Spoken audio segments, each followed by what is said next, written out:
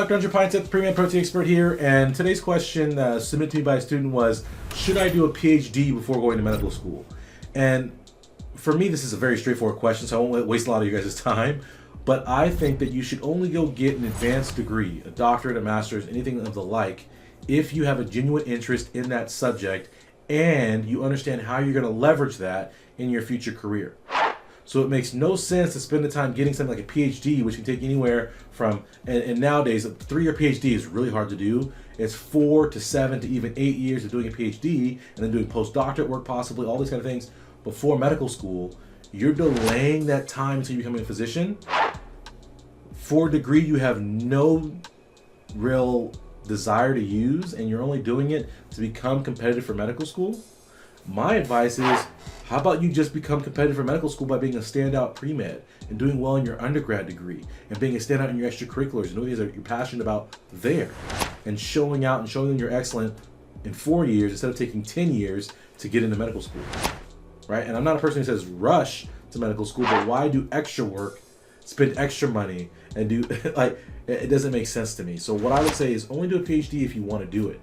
Now, with that being said, if you are like, man, I'd love to know about my research, I can see myself doing split time clinics and research, or all clinics, or all research, or I want to have the research experience to be able to drive clinical healthcare in the proper way, those all make sense because now you understand how you're going to leverage that degree for your career.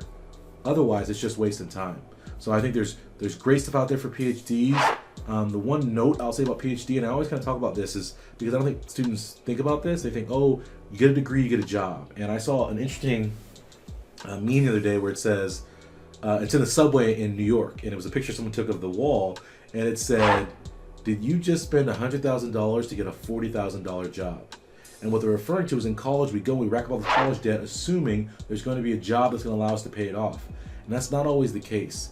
And what I will say about the PhD that a lot of people are finding is that people are staying in their careers a lot longer than they used to because life is expensive. And so what's happening is there are not a lot of openings for new researchers, both because people are staying in their jobs, but also research money is getting tighter.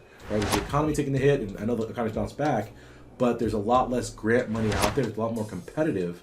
And so there isn't a lot of opportunities for new PhD grads, and they're kind of struggling to find their footing. And that's something to think about, is it's not the same job security as just going to medical school. And that's just my 2 cents. And if you have an alternate opinion, I'd love to hear it. Comment in the box, inform me. But from my friends who are PhDs and from my experience and looking at the overall market of academics, it's really, really changing and shifting because there's so much education happening online. There's so much research happening outside of the traditional universities because people have access to cheaper technology that allows them to do research outside of big, well-funded research labs. So I want you guys to think about these things and how the world changing has an impact on careers. And that's what I have to say about getting a PhD. Subscribe, turn on live notifications, and then head over to my website. You guys know the website. It's premedproductivity.com. I have all kinds of great courses for you over there to help you get better and help you achieve your goal, whatever it may be. I'll see you guys next time. Dr. Andrew Pinesett, I am out. That is it for this episode of Dominate Pre-Med. Show me some love by commenting in the box below and taking a second to like this video. Be sure to visit premedproductivity.com to learn more about my empowering courses, pre-med coaching, and live events near you. While you're there, grab a copy of my free ebook, check out my blog, and sign up for a free webinar.